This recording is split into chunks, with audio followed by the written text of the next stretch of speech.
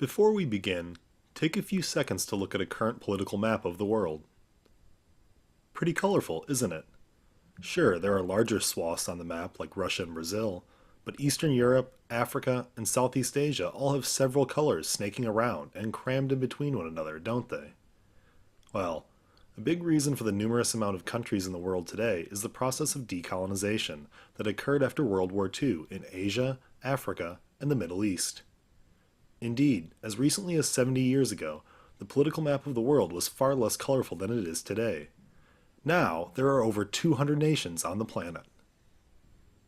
For nearly a half millennium, from the Age of Exploration through the 19th century, Western Europe had spent vast amounts of resources divvying up the territory, resources, and people of other continents.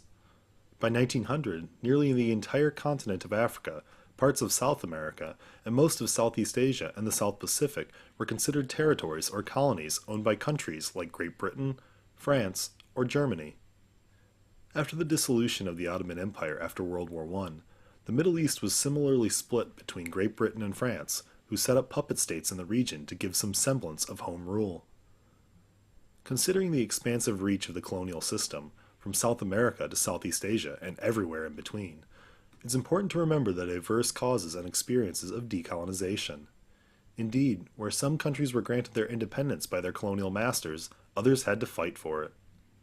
Similarly, internal impetus for independence from the colonial powers varied greatly, and so did the colonizing countries' pressure from the international community. Regardless, a few general trends should be noted. After World War II, national self-determination became an objective for some countries and international organizations, like the United States and the United Nations. Proponents of national self-determination largely believed the inhabitants of a region should be able to decide what government is best for themselves. This anti-colonial international sentiment, coupled with a nation or people's demand for independence, often forced the hand of the colonial nations in this period, and helped make decolonization all the more likely. Now we'll cover the regions of the world colonized by the Western powers. The 1916 Sykes-Picot Agreement between Great Britain and France secretly created the colonization of the Middle East.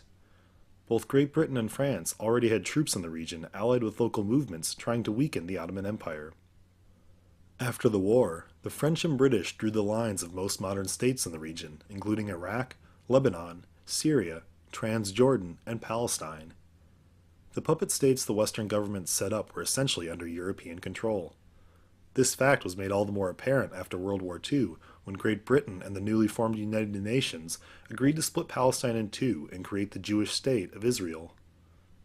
Much of the conflict and strife in the region today can be drawn back to these arbitrary borders drawn by the Western colonizers and the creation of Israel.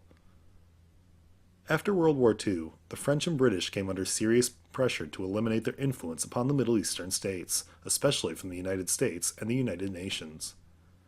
Though the British did not relinquish their mandate of Palestine until after the creation of Israel, the French removed their mandate over Syria and Lebanon during World War II and recalled the last of its troops from the two new countries in 1946.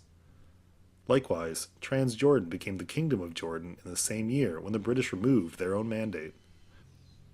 Africa was unique among continents after World War II in that virtually the entire continent was under colonial rule. Indeed, over the past few hundred years, France, Portugal, Great Britain, Germany, Belgium, and Italy had divvied up its territory and resources between themselves. As a result, the African experience of decolonization varies wildly. For example, many French and British colonies were granted their independence with little bloodshed in the late 1950s and early 1960s. In contrast, Portuguese colonies that became the states of Angola and Mozambique were required to fight long, hard wars of independence.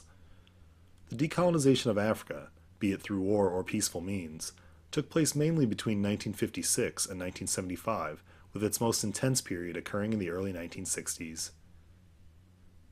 Decolonization in South and Southeast Asia was a longer affair.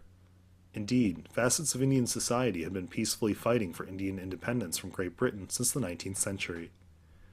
For example, the foremost organization calling for Indian independence, the Indian National Congress, was created in 1885. As a result, the movement for independence was likely farther along in India by World War II than in any other country.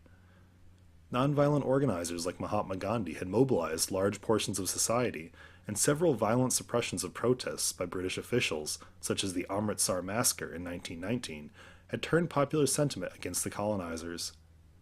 Recognizing both domestic Indian cries for independence and worldwide anti colonial sentiment, British Prime Minister Clement Attlee realized maintaining peaceful British control over India would be impossible, and he agreed to grant the expansive territory its independence. Before doing so, however, Attlee and the British government partitioned the colony into two states, India for the Hindus and Pakistan for Muslims. This resulted in the mass migration of millions of Hindus and Muslims who suddenly found themselves on the wrong side of the border.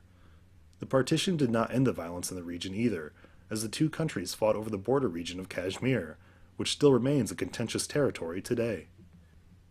The other hotspot of decolonization in Asia was Vietnam.